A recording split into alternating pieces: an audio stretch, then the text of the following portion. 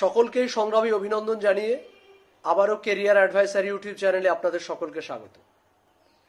যারা এখনো পর্যন্ত এই চ্যানেলটা সাবস্ক্রাইব করেননি তাদের কাছে অনুরোধ, আপনারা চ্যানেলটা সাবস্ক্রাইব করে নেবেন, কারণ এখন থেকে নয় ভবিষ্যতেও আপনারা এই চ্যানেলে বিভিন্ন রকম এই নিয়োগ প্রক্রিয়া সংক্রান্ত আপডেট সমস্ত কিছু এখানেই পেয়ে যাবেন।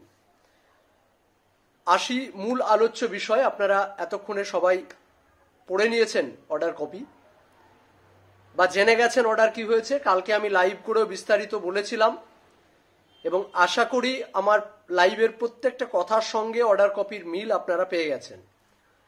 সুতরাং অর্ডার কপি নিয়ে সবিস্তারে আর আলোচনা নাই বা করলাম, আপনারা এতক্ষণে সমস্ত কিছু প্রায় অবগত হয়ে গেছেন। তা সত্ত্বেও অর্ডারের কিছু জিস্ট আপনাদের সামনে তুলে ধরার চেষ্টা করব এবং এই অর্ডার কপির নিরিখে বর্তমান পজিশনে বা বর্তমান সময়ে স্কুল সার্ভিস কমিশন কি চিন্তাভাবনা করছেন, স্কুল সার্ভিস কমিশনের আইনজীবীরা কি চিন্তাভাবনা করছেন এবং সর্বোপরি এডুকেশন ডিপার্টমেন্ট এই অর্ডারের পর কি সিদ্ধান্ত নিতে যাচ্ছেন, সেই সমস্ত বিষয়ে আপনাদের সঙ্গে আলোচনা করব এবং পরবর্তীতে এই নিয়োগের ফলে বা এই অর্ডারের ফলে এই মুহূর্তে দাঁড়িয়ে আমাদের কি করণীয় এবং কতটা যুক্তিযুক্ত এই অর্ডার, সে সমস্ত বিষয় নিয়ে চেষ্টা করব আপনাদের সামনে একটা পূর্ণাঙ্গ ধারণা তুলে দিতে। সঙ্গে থাকুন শেষ পর্যন্ত। তো প্রথমেই আসি অর্ডারে আপনাদেরকে বারবার বলেছি যে তিনটে বিষয় বারবার আর্গুমেন্টের সময় উঠে এসেছে। প্রথমত যেটা রিজার্ভেশন, যেটা আমি বারবার বলেছি আপনাদেরকে, এবং সাম্প্রতিককালে এলাহাবাদ হাইকোর্টের একটা অর্ডার এবং তার নিরিখে সুপ্রিম কোর্টের যে অবজারভেশন, তাতে পরিষ্কার যে স্কুল সার্ভিস কমিশন যে রিজার্ভেশন রুলস মেনে কাজটা করেছেন সেটাই অ্যাপ্রোপ্রিয়েট এবং সেটাই ঠিক এবং সর্বোপরি সেটাই হওয়া উচিত, যেটা আমরা বারবার আপনাদের সামনে ভিডিও করে লাইভ করে এবং সর্বোপরি বলার চেষ্টা করেছি। বাকি এই রিজার্ভেশন রুলসটাকে যারা অন্যভাবে কোর্টের সামনে রিপ্রেজেন্ট করার চেষ্টা করেছে তারা মূলত ওকালতির বাইরে অন্য একটা উদ্দেশ্য সাধন করার প্রয়োজন ছিল, যার জন্য করেছে। তো সেই বিষয়ে নাই বা বললাম। অপরদিকে আরেকটা বিষয় যেটা হলো ওএমআর ইস্যু। সে ওএমআর সংক্রান্ত বিষয় আমরা বারবার বলেছি যে যারা ইনক্লুড হয়ে গেছিলেন তাদের নিয়ে কোনো সমস্যা বরাবরই ছিল না, না থাকারই কথা। কিন্তু যারা এখন নতুনভাবে যে 633 জনকে নতুনভাবে ইনক্লুড করা হবে এই প্যানেলের সঙ্গে, তারা মূলত কোন শ্রেণীভুক্ত সেটাও আপনাদেরকে এর আগের ভিডিওতে আমি একাধিকবার ক্লিয়ার করেছি, পার্ট পার্ট করে, কারো হোয়াইটনার, কারো ব্ল্যাঙ্ক, কারো ইত্যাদি ইত্যাদি। এবার এখানে একটা প্রশ্ন এসে যায় যে এই ক্যান্ডিডেটদেরকে কেন ইনক্লুড করা হলো। এক্ষেত্রে আমি ব্যক্তিগতভাবে যতটুকু মনে করি, আমি একদম ব্যক্তিগত জায়গা থেকেই বলছি। দেখুন 9, 10, 11, 12 গ্রুপ সি গ্রুপ ডি আপনারা দেখেছেন যে অফিসিয়াল ওয়েবসাইটে ওএমআর পাবলিশড হয়েছে, যেখানে ওএমআর রিলেটেড সমস্যা রয়েছে, অর্থাৎ সাদা খাতা রয়েছে। তা সত্ত্বেও সিঙ্গেল বেঞ্চ, তারপর ডিভিশন বেঞ্চ, তারপর আবার সুপ্রিম কোর্ট থেকে ফিরে এসে আবার হাইকোর্টের স্পেশাল ডিভিশন বেঞ্চ, সেখান থেকেও অর্ডার পাস হওয়ার পর আবার প্রধান বিচারপতির বেঞ্চে সেই মামলায় স্পেশালভাবে হিয়ারিং পর্ব শুরু হচ্ছে। সেই জায়গায় দাঁড়িয়ে এখনো যেহেতু ভারতবর্ষের সর্বোচ্চ আদালতের সর্বোচ্চ বেঞ্চ যদি আমি বলি তাহলে চিফ জাস্টিসের বেঞ্চ, সেই বেঞ্চ যখন এইটার আলটিমেট সিদ্ধান্তে আসতে পারেননি, সুতরাং এই ওএমআর ডিফেন্স বা ওএমআর রিলেটেড আপার প্রাইমারিতে যে প্রবলেম, সেই সমস্যাভুক্ত চাকরি প্রার্থীদেরকে এই মুহূর্তে এই ডিভিশন বেঞ্চ কিন্তু এক্সক্লুড করার ক্ষেত্রে যায়নি, বরং ইনক্লুশন করেই সমাপ্তি করেছেন, অর্থাৎ ইনক্লুশন করে দিয়েছেন। পরবর্তীতে সুপ্রিম কোর্টের অবজারভেশন, যেটা বর্তমানে চিফ জাস্টিসের বেঞ্চে চলছে যেসব মামলা, সেই মামলায় যদি আমরা দেখতে পাই যে সেখানে সাদা খাতার মাস্টারমশাই যারা, তাদেরকে স্কুল থেকে বার করে দেওয়া হলো বা ইত্যাদি ইত্যাদি এইরকম কিছু অর্ডার আসে, তখন কিন্তু আপার প্রাইমারিতে এই যে 663 বা এই কিছু ব্ল্যাঙ্ক ওএমআর যাদের বিশেষত আছে, তাদের ভবিষ্যৎ প্রবলেম হলেও হতে পারে।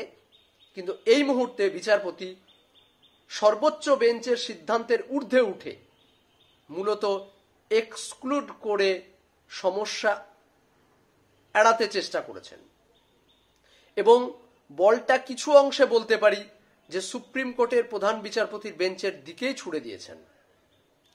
এই হলো বিষয়। এতে সমস্যা কি হয়েছে? সমস্যা অনেক রকম সমস্যা হচ্ছে। অর্থাৎ নতুনভাবে যদি এই 633 জনকে নিয়ে প্যানেল করা হয়, বা যেটা অর্ডার এসছে রিপ্যানেল করতে হবে, অর্থাৎ এই ক্যান্ডিডেটদেরকে নিয়ে পূর্ণ মেধা তালিকা আবার নতুনভাবে বানিয়ে, সেই মেধা তালিকার এমপ্যানেল ওয়েট লিস্ট বানিয়ে মূলত রিকাউন্সিলিং, অর্থাৎ আমাদের যাদের কাউন্সিলিং শেষ হয়ে গেছে, অর্থাৎ কাউন্সিলিং করে নিয়েছিলাম, তাদের কাউন্সিলিং প্রক্রিয়াটাকেও একরকমভাবে ক্যান্সেল করা হয়েছে। আবার যে প্রভিশনাল মেরিট লিস্ট আমরা এই মুহূর্তে অফিসিয়াল ওয়েবসাইটে পাচ্ছি, বা আমরা যারা এমপ্যানেল বা আমার বন্ধুরা যারা ওয়েট লিস্টেড আছে, সেই যে প্রফেশনাল মেরিট লিস্ট, সেই প্রফেশনাল মেরিট লিস্টের আর কোনো গুরুত্ব রইল না। এবার প্রশ্ন আসে যে তাহলে আমি দাদা সমস্যাটা কোথায়? সমস্যা হচ্ছে যে যারা ধরুন ক্লোজ ওয়েটিংয়ে ছিলেন, 1, 2, 3, 4, 5 সাবজেক্টের ওয়েটিংয়ে ছিলেন, আরো কিছু জন উপরে আসার কারণে তারা পিছিয়ে যাবেন।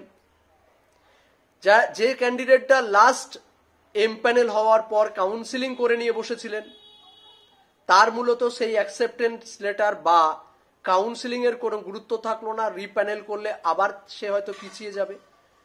সেক্ষেত্রে অনেকেই হয়তো মনে হতে পারে যে এইটা অবিচার হয়েছে আমাদের সঙ্গে।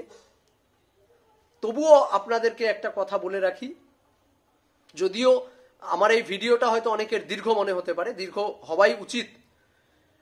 দেখুন, আগে একটা প্যানেল প্রকাশ হয়েছিল 2019 সালে বা 20 সালে, সেই প্যানেল ক্যান্সেল হয়েছে। সেই প্যানেলেও কারো নাম ছিল 1-এ, কারো 2-এ, কারো 3-এ, কারো 4-এ, কারো 10-এ। যখন সেই প্যানেলটা ক্যান্সেল করা হলো, তারপরে নতুনভাবে প্যানেল তৈরি করার কথা বলা হলো, তখন কিন্তু প্রত্যেকটা চাকরি প্রার্থীর কিন্তু র্যাঙ্ক পরিবর্তন হলো। কেউ আগে আসলো, কেউ পিছিয়ে গেল, কেউ প্যানেলের বাইরেই চলে গেল। তো সেই জায়গায় দাঁড়িয়ে থেকে আবারও কিন্তু পুনর্প্যানেল যদি করা হয়, বা যদি করা হয় না, কোর্টের অর্ডার অনুসারে যখন করবে, এই ঘটনা কিন্তু আবার ঘটবে। অর্থাৎ কেউ যদি মনে করেন, এবার অনেকেই হয়তো মনে করেন দাদা আমি এটা মেনে নেব কেন, আপনি উচ্চ আদালতে যেতেই পারেন। কিন্তু আপনাকে এটাও বলে রাখি, যেহেতু যে professional merit list division bench of high court পরোক্ষভাবে ক্যান্সেল করে নতুনভাবে মেরিট প্যানেল বানাতে বলেছে, অতএব আপনি যে প্রফেশনাল মেরিট লিস্টটা এই মুহূর্তে ওয়েবসাইটে দেখছেন, বা আপনার যে অ্যাকসেপ্টেন্স লেটারটা হাতে নিয়ে বাড়িতে বসে আছেন, সত্যি কথা বলতে কি তার, বা আমি যে অ্যাকসেপ্টেন্স লেটারটা হাতে নিয়ে বসে আছি, তার নিট ফল কিন্তু আজকের দিনে 0, বিগ 0। সুতরাং আমি আগের প্যানেলে আমার ওবিসি 26 বা 32 আমার জেনারেল র্যাঙ্ক ছিল, সেইটাকে যদি আমি মনে করি না এটা আমি মেনে নেব না, তাহলে এটা অনেকাংশেই আমার মনে হয় এটা গাজড়ি ছাড়া আর কিছু নয়। কারণ যে প্যানেলটা, যে লিস্টটা ক্যান্সেল পরোক্ষভাবে হয়ে যায়, সেই প্যানেলে কে 1-এ থাকলো আর কে 101-এ থাকলো ডাজন্ট ম্যাটার, এটা ম্যাটার করে না। তাহলে আপনাকে ওই প্যানেলটাকে বাঁচানোর জন্য লড়াই করতে হতে পারে। আপনি যদি মনে করেন এটা নিয়ে লড়াই করার কথা, তাহলে সেই প্যানেলটা বাঁচানোর জন্য লড়াই করতে হবে। যে প্রফেশনাল মেরিট লিস্ট বা প্রফেশনাল প্যানেলের উপর আপনার ভেরিফিকেশন মানে কাউন্সিলিং হয়েছে, সেই মেরিট লিস্টটা বাঁচানোর কথা বলতে হবে। নচেত কিন্তু আপনি 1 ঘর আগে আসলেন বা 10 ঘর পিছিয়ে গেলেন, এতে কিচ্ছু ইফেক্ট পড়ে না বা কিচ্ছু আসে যায় না। আর আমি মনে করি সুপ্রিম কোর্ট এইটার উপর খুব বেশি যে আঙুল গোজাবে আমার এটা কখনো মনে হয় না। তার কারণ আমরা দেখেছি যতগুলো অর্ডার এখনো পর্যন্ত রিক্রুটমেন্ট রিলেটেড বিষয়ে হাইকোর্ট পাস করেছে, সুপ্রিম কোর্ট মূলত সেই বিষয়টার উপরই অবজারভেশনে রেখে হিয়ারিং করার চেষ্টা করেছে। কিন্তু এখনো পর্যন্ত আপনি একটা ইন্টারেস্টিং বিষয় দেখুন যে বিগত 3 বছর ধরে রাজ্যের মানে কেন্দ্রের একাধিক এজেন্সি, সিবিআই বলি, ইডি বলি, এই রিক্রুটমেন্ট স্ক্যামের সঙ্গে জড়িয়ে থাকার ফলেও, ইনভেস্টিগেশন করার ফলেও এখনো কিন্তু 9, 10, 11, 12 অর্ডার আমরা হাতে পাইনি। সেই জায়গায় দাঁড়িয়ে আপনি মনে করতেই পারেন আমার উচ্চ আদালতে যাওয়া উচিত, কিন্তু তাতে খুব বেশি লাভ হবে বলে আমি অন্তত মনে করি না। তৃতীয় বিষয় হলো ভ্যাকেন্সি। অনেকেই বা আমার অনেক একটা গোষ্ঠী বলতে পারি বা আমার বন্ধু সার্কেল বলতে পারি বা প্রচুর পশ্চিমবঙ্গের বেকার ছাত্র যুব বা বেকার যুব বলতে পারি, যারা অপেক্ষারত অবস্থায় ছিল যে হয়তো ভ্যাকেন্সি কিছু আপডেট হলে তাদের শিখে ছিড়বে বা তাদের জীবনটা অন্যরকমভাবে গঠিত হবে।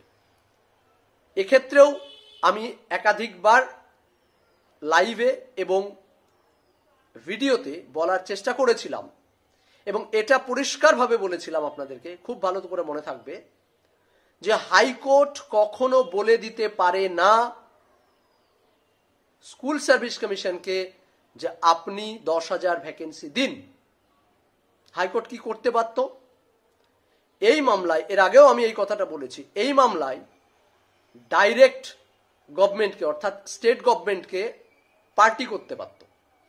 যেমন একাধিক মামলায় জাস্টিস গাঙ্গুলি একাধিক মামলায় উনি হাইকোর্ট স্টেটকে পার্টি করেছিলেন তথ্য নেওয়ার ক্ষেত্রে, ক্যান্ডিডেটকে পার্টি করেছেন, তারপরে এজেন্সিকে পার্টি করেছেন, কারণ তাদের কাছ থেকে সেই ইনফরমেশনটা নেওয়ার জন্য।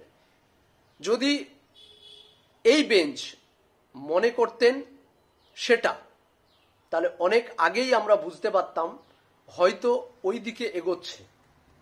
আমি এই বিষয়টা অবগত আপনাদেরকে করেছিলাম যে হাইকোর্ট কিন্তু স্টেটকে পার্টি করেনি, আর স্কুল সার্ভিস কমিশন ভ্যাকেন্সি দেওয়ার কেউ নয়।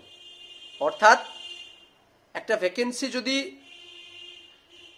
অ্যাপ্রুভড করতে হয়, ফাইন্যান্সিয়াল অ্যাপ্রুভড করতে হয়, তারপর এডুকেশন ডিপার্টমেন্টাল অ্যাপ্রুভ করতে হয়, ফাইন্যান্স অ্যাপ্রুভ করতে হয়, তার একটা নির্দিষ্ট প্রসেসের মধ্যে দিয়ে এসে স্কুল সার্ভিস কমিশনের হাতে পড়ে শুধুমাত্র নিয়োগ অথরিটি হিসাবে নিয়োগ করার জন্য। তাহলে উচিত কি? উচিত হলো প্রথমে গভর্নমেন্টকে যদি এই মামলায় পার্টি করা হতো এবং জানতে চাওয়া হতো যে এই মুহূর্তে আপনাদের হাতে কত ভ্যাকেন্সি আছে এবং ইন দ্য মিড টাইম আপনারা ফাইন্যান্স অ্যাপ্রুভড কতটা করতে পারবেন, যেটা আমি এই রিক্রুটমেন্ট প্রক্রিয়ার অন্তর্গত করে এই ভ্যাকেন্সিটাকে ইনক্লুড করে নিয়োগ করাতে চাইছি। তো এই বিষয়গুলো যদি হিয়ারিং পর্বে আসতো তাহলে হয়তো অনেকটা পজিটিভ দিক দেখতে পেতাম, কিন্তু সেক্ষেত্রেও কিন্তু আসেনি। এবং আমি এটাও বলেছিলাম যে আপনার বাড়ির কতজন অতিথিকে আপনার নিমন্ত্রণ করে খাওয়াবেন সেটা কেবলমাত্র নির্ভর করে আপনার অর্থনৈতিক পরিকাঠামোর উপর, আপনার উপর, আপনার সদিচ্ছার উপর। কিন্তু কোনোদিন হাইকোর্ট বলে দিতে পারে না যে আপনার বাড়ির একটা প্রোগ্রামে আপনি 2000 গ্রামের লোককে ডেকে খাইয়ে দিন। এটা শুনতে খারাপ লাগবে, কিন্তু এটা বাস্তব। এবং আপনি বড় বড় অ্যাডভোকেটদের সঙ্গে কথা বলে দেখবেন, এটাই বাস্তব। তো সেই জায়গায় দাঁড়িয়ে থেকে আবেগ নয়, অনেকাংশে বিবেক বা বুদ্ধিমত্তা বা লিগ্যাল পয়েন্ট, এই জায়গাগুলোকে দেখা উচিত বলে আমার মনে হয়। কিন্তু যদি আমার 20,000 ভ্যাকেন্সি বাড়তো বা আরো কিছু হতো তাহলে আমার অন্তত কিছু আসে যায় না। আমি বারবার বলেছি এটা বরং পশ্চিমবঙ্গের শিক্ষা ব্যবস্থা, যদি আমি একটু অন্য আঙ্গিকে বলতে যাই, তাহলে পশ্চিমবঙ্গের শিক্ষা ব্যবস্থা অনেকাংশে বেঁচে যেত। Best of luck. বরং অন্যভাবে এগোনো যেতে পারে, যে এই রিক্রুটমেন্ট প্রক্রিয়াটা হোক, তারপর প্রাইমারিতে যেমন ভাবে সেকেন্ড টার্ম এসছিল, যে রিক্রুটমেন্ট প্রক্রিয়াটা এগিয়ে গেলেই 6 মাস, 1 বছর বা 8 মাস কোনো একটা নির্দিষ্ট সময়ের মধ্যে রিক্রুটমেন্ট প্রক্রিয়াটা শেষ হয়ে যাক, তারপর আবার 20,000, 15,000, 20,000 ভ্যাকেন্সি দিয়ে নতুনভাবে আবার যেভাবে যে প্রসেসে করা উচিত, যেমন প্রাইমারি করেছিল, সেটা হতে পারে বা সেটা হতে পারত বা ভবিষ্যতেও হতে পারে। তো আমার মনে হয় সেই লক্ষ্যে এগোনোটা বেশি উত্তম। তাছাড়া বাকি কিছুজন অন্য আঙ্গিকে সুপ্রিম কোর্ট ইত্যাদি ইত্যাদি বলার চেষ্টা করবে, আগে তাদের উদ্দেশ্যগুলোকে বুঝতে হবে। সেটা শুধুমাত্র লড়াই নাকি স্বার্থসিদ্ধি, কোনটা? যাক, আমি সেই বিস্তর আলোচনায় গেলাম না, অনেক আলোচনা করলাম। এবার আসি এই মুহূর্তে দাঁড়িয়ে স্কুল সার্ভিস কমিশন কি ভাবছেন এবং শিক্ষামন্ত্রীর সঙ্গে আমার কালকে কি কথা হলো। কালকে শিক্ষামন্ত্রী মহাশয় নিজেই ছিলেন মানে এবিপি আনন্দ স্টুডিওটিতে 8টায়, আপনারা দেখেছেন। 8টা থেকে প্রায় 1 ঘন্টা 50 মিনিটের প্রোগ্রাম, মূলত আরজি কর নিয়ে। আনএক্সপেক্টেডলি ওনার সঙ্গে দেখা কথা। উনি জানতে চাইলে বলেন যে কোর্ট যেভাবে অর্ডার করেছে, আমি স্কুল সার্ভিসকে বলবো তারা যেন সেইভাবে তাদের প্রক্রিয়াটাকে এগিয়ে নিয়ে যায়। বুদ্ধিমানের এক কথা বা উচ্চ পদাধিকারী মানুষদের বেশি কথার প্রয়োজন হয় না, এক কথাতেই তিনি বুঝিয়ে দিয়েছেন। এবং সর্বোপরি অ্যাডভোকেটদের সঙ্গে এই বিষয়টা নিয়ে একবার কথা বলা উচিত, অর্ডার কপিটাকে নিয়ে, সেটা উনি বলেছেন। এবং আমরা আশাবাদী যে হয়তো খুব তাড়াতাড়ি এই প্রক্রিয়া শুরু হবে। দ্বিতীয়, স্কুল সার্ভিস কমিশন কি করতে চাইছেন এই মুহূর্তে, একটা বড় প্রশ্ন। দেখুন, কালকে এই বিষয়টা নিয়ে যখন চেয়ারম্যান মহাশয়ের সঙ্গে আমার কথা হয়, উনি পরিষ্কার বলেন যে অর্ডার তো পাবলিশড হয়ে গেছে, সেই অর্ডার কপি নিয়ে মূলত অ্যাডভোকেটদের সঙ্গে অর্থাৎ একটা কনফারেন্স করার দরকার আছে, এবং কিভাবে এটা এক্সিকিউশন করা যায়, মানে অর্ডার কপির নিরিখে নিয়োগ প্রক্রিয়াটাকে কিভাবে এক্সিকিউশন করা যায়, সেই জন্যে একবার কনফারেন্স করার দরকার আছে। উনি কনফারেন্স করবেন, করার পর মূলত এই বিষয়টা নিয়ে এগোবেন। এই একটা বিষয়। আরো একটা বিষয় হলো যে যত দ্রুত সম্ভব এই অর্ডার কপিটাকে সামনে রেখে নিয়োগ প্রক্রিয়াটা ত্বরান্বিত হওয়া দরকার।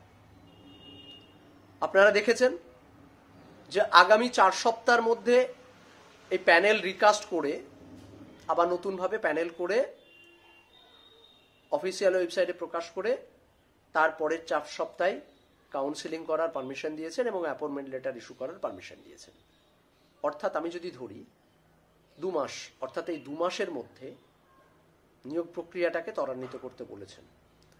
তাহলে এই যে 633 জনকে ইনক্লুশন করা হলো, এই প্যানেলটা তাহলে আবার নতুনভাবে প্রকাশ করতে হবে। এই নতুনভাবে প্রকাশ করতে বেশি সময় লাগবে না, 1-2 দিনের ব্যাপার, খুব কঠিন কাজ বা জটিল কাজ এটা নয়। তাহলে এই অর্ডার থেকে যদি পজিটিভলি আমি বলতে যাই, তাহলে বেশ কিছু কথা এসে যায়। যে পজিটিভ দিক এটাই যে আমরা কিন্তু দীর্ঘদিন পর, মানে দীর্ঘ কয়েক বৎসর পর, যেটা মিডিয়া দেখাচ্ছে যে নিয়োগের ছাড়পত্র, আমি এটাকে পজিটিভলি এইভাবেই দেখছি। কে কিভাবে দেখছে আমি জানি না, আমি এইভাবেই দেখছি যে আজও পর্যন্ত কলকাতা হাইকোর্ট বিগত কয়েক বছরে কয়েকশো হিয়ারিং এর পর, শো বললে ভুল হবে না, কয়েকশো আন্দোলনের পর হাইকোর্টের অবজারভেশনের ফলে এই প্রথম যেখানে পরিষ্কার বলা আছে যে রিকমেন্ডেশন জয়নিং লেটার আপনি ইস্যু করতে পারেন, অর্থাৎ আপনি চাকরি দিতে পারেন। এইটা সব থেকে পজিটিভ দিক। এবং তিনি অর্ডার কপিতে আরো একটা সুন্দরভাবে একটা বিষয় উল্লেখ করেছেন, যেটা সুপ্রিম কোর্টে যদি কোনোদিন এই মামলা যায়, অর্ডার কপি দেখার পরই সুপ্রিম কোর্টে কিছুটা বুঝে যাবেন। সেটা কি না, তো উনি উল্লেখ করে দিয়েছেন যে এলিমেন্টারি এডুকেশন বা সেই যে স্কুলে আমরা বারবার যে কথাটা বলে থাকি, স্কুলের কচি কাঁচা বাচ্চারা আমাদের জন্য অপেক্ষা করছে। দীর্ঘ কয়েক বছর, 8 বছর 9 বছর ধরে এই রিক্রুটমেন্ট প্রক্রিয়া চলছে। সেই বিষয়টা কিন্তু তিনি উল্লেখ করে দিয়েছেন। অর্থাৎ যখন সুপ্রিম কোর্টেও এই মামলা নিয়ে মুভ হবে, যদি কোনোদিন মুভ হয়, বিচারপতিরা কিন্তু অর্ডার কপিটাগুলোকে আগে দেখেন। তো অর্ডার কপি দেখার পরই বুঝে যাবেন হ্যাঁ রিক্রুটমেন্টের উপর জোর দিয়েছেন বিচারপতি। সেক্ষেত্রে মাইনর কিছু যদি অ্যালিগেশন এসেও যায়, মেজর একটা চাকরি প্রার্থীর রিক্রুটমেন্ট আটকে যাবে বা স্টে হয়ে যাবে এমন কোনো কিন্তু গল্প রইল না। এটা আমি পজিটিভ দিক এই অর্ডারে দেখছি। সুতরাং চেয়ারম্যান যেটা জানালেন যে আমি মূলত স্কুল সার্ভিস কমিশনের যিনি অ্যাডভোকেট রয়েছেন বা যে সিনিয়র অ্যাডভোকেট রয়েছেন, সে অ্যাডভোকেটের সঙ্গে অর্ডার কপি নিয়ে আলোচনা করার পর আমি যেভাবে যে অর্ডার কিছু মাঝে আরো একটা কিছু বলে রাখি যে অর্ডার কপিতে কিছু সংখ্যা তত্ত্বের ভুল আছে, কিছু সংখ্যে একটু মিস্টেক আছে। বারবার হয়তো বিচারপতিরা ওই সেই সংখ্যা লিখতে যাচ্ছিলেন, এক্সাক্ট ফিগার বলুন, সংখ্যা বলুন, কত কি, এইটা করতে করতে হয়তো অনেকবার এই হওয়ার ফলে একটু গন্ডগোল হয়তো হয়েছে, শুধু সংখ্যা, অন্য কোথাও নেই। তাহলে সেই জায়গাগুলো হয়তো সংযোজন করার একটা চেষ্টা হতে পারে বা সেই জায়গাগুলো একবার দেখা হতে পারে। আর আরো একটা বিষয় ক্লিয়ার করে রাখি, অনেক জায়গায় দেখতে পাচ্ছেন যে অর্ডার কপিতে লেখা আছে যে 14,052 জনকে অ্যাপয়েন্টমেন্ট লেটার দিতে হবে। না, 14,052 জন কোনোদিন অ্যাপয়েন্টমেন্ট লেটার পাবে। যারা বলছেন তারা মনে হয় একটু বেশি বুঝে গেছেন। লেখা কিন্তু কোর্টের যে লেখাটা, অর্ডার কপির যে লেখাটা, সেই লেখাটা কিন্তু অনেকাংশে তাই মিন করে, কিন্তু যে মূল ভ্যাকেন্সি, সেই ভ্যাকেন্সি বিষয়টাকে কিন্তু এখানে উল্লেখ করেননি। তাই আপনাদের আপাত দৃষ্টিতে ওটা মনে হতে পারে যে অতজনকেই অ্যাপয়েন্টমেন্ট লেটার ইস্যু করতে হবে। না, এই মোট সংখ্যক চাকরি প্রার্থীদের মধ্যে থেকে টোটাল এক কথা ইন্টারভিউ যারা দিয়েছিল তাদের সমস্ত বিষয়গুলোকে ইনক্লুশন করে মেরিট প্যানেল বাড়িয়ে ভ্যাকেন্সির নিরিখে যেভাবে কাউন্সেলিং হওয়া দরকার সেইভাবেই কাউন্সেলিং করতে হবে। 2, অনেকেই প্রশ্ন করেছেন দাদা ধরুন আপনার 2 বা 3 নাম্বার কমে গেছিল, কিন্তু আপনি ওয়েট লিস্টে ছিলেন বা এমপ্যানেলই অবস্থায় ছিলেন, এখন আপনার কি হবে? দেখুন, এই রিঅ্যাসেসমেন্ট বা ভেরিফিকেশন বা রিচেক বা রিএভ্যালুয়েশন যাই বলি না কেন, এই প্রক্রিয়াটা যদি ক্যান্সেল হয় তাহলে স্বাভাবিকভাবেই, একদম খুব স্বাভাবিকভাবেই যার 2 নাম্বার কমেছিল তার মার্কশিটের যে নাম্বারটা আছে সেই মার্কশিটের নাম্বারটাই ভ্যালিড। অর্থাৎ আপনার যে 2 নাম্বার কমে গেছিল সেই 2 নাম্বার আপনি আবার ফেরত পাবেন। ধরুন একজনের 4 একাডেমিক টেট নাম্বার কমে গেছিল, যেমন আমারই একটা বন্ধু, আমার খুব কাছে, আমার বাড়ির খুব কাছাকাছি বাড়ি, জিওগ্রাফির মনিরুল ইসলাম, যার নাম্বারটা কমে গেছিল। কমে যাওয়ার ফলে সে কিন্তু ওয়েটিং এর পিছনে চলে গেছিল। এখন তার যে টেট মার্কশিটের যে নাম্বারটা আছে সেই নাম্বারের ভিত্তিতেই তার কিন্তু মূল্যায়নটা হবে। অর্থাৎ সে অনেক ধাপ উপরে উঠে চলে আসবে খুব স্বাভাবিকভাবেই।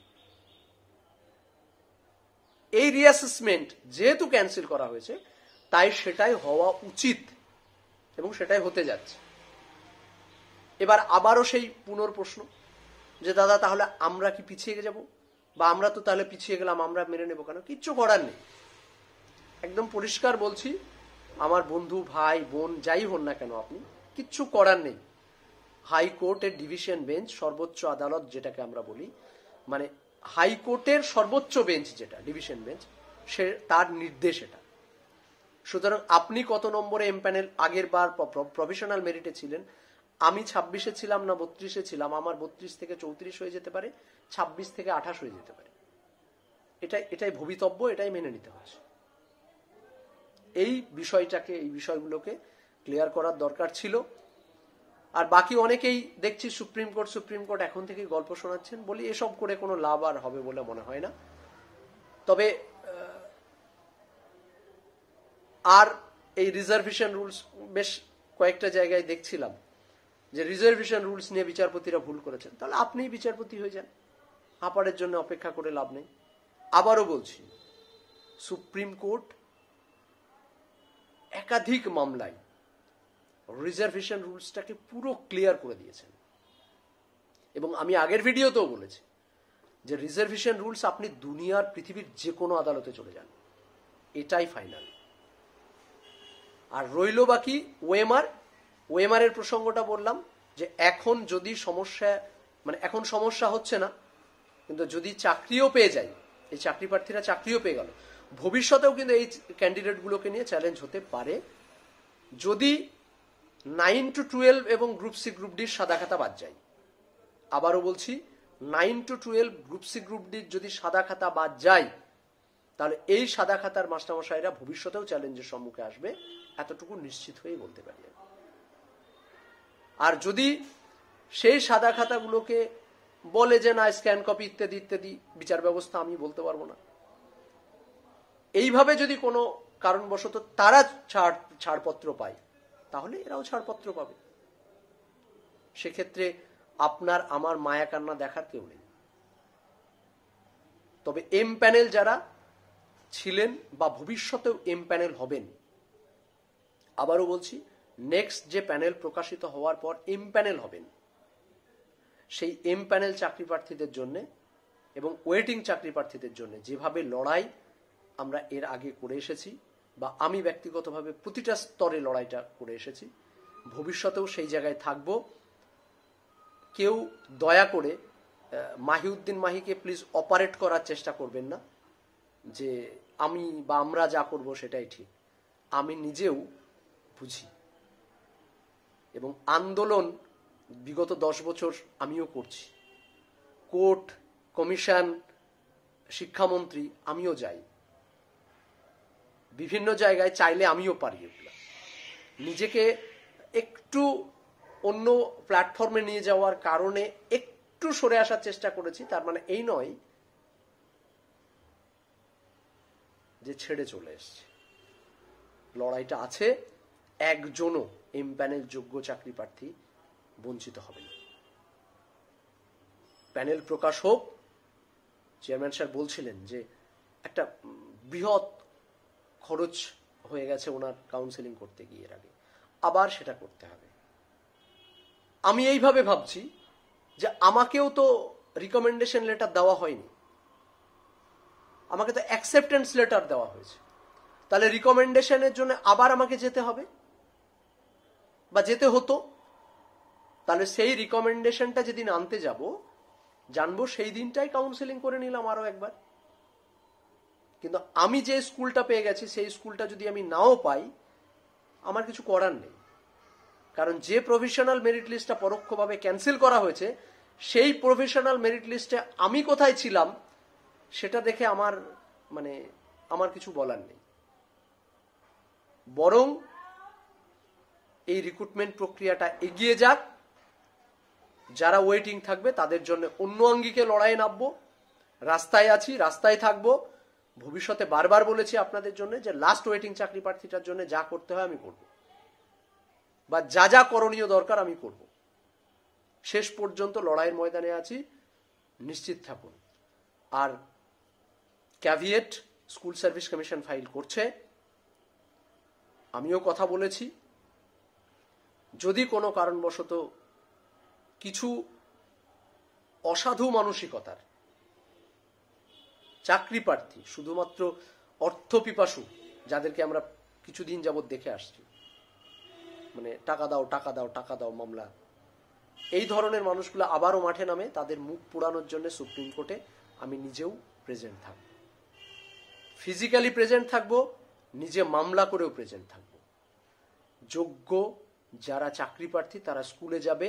এই লড়াইটা আজ নয়, আজকে যারা পরিযায়ী শ্রমিকের মতো লড়াই এসছেন তারা অন্তত আমাকে লড়াই শেখাবেন না। নোটিফিকেশনের দাবিতে লড়াই করেছিলাম আমি। সুতরাং আপনি বা আপনারা বলে দিবেন কিভাবে লড়াই করতে হয়। ও শেখা কোনো ভেড়া শুনতে পারে আপনার কথা, কিন্তু কোনো জঙ্গলের খোলা ষাঁড় বা খোলা শের শুনবে না। ভেড়াকে পরিচালনা করা যায়, কিন্তু খোলা সিংহকে পরিচালনা করা যায় না। পরিষ্কার বলে রাখলাম, যেটা করার করে নেব।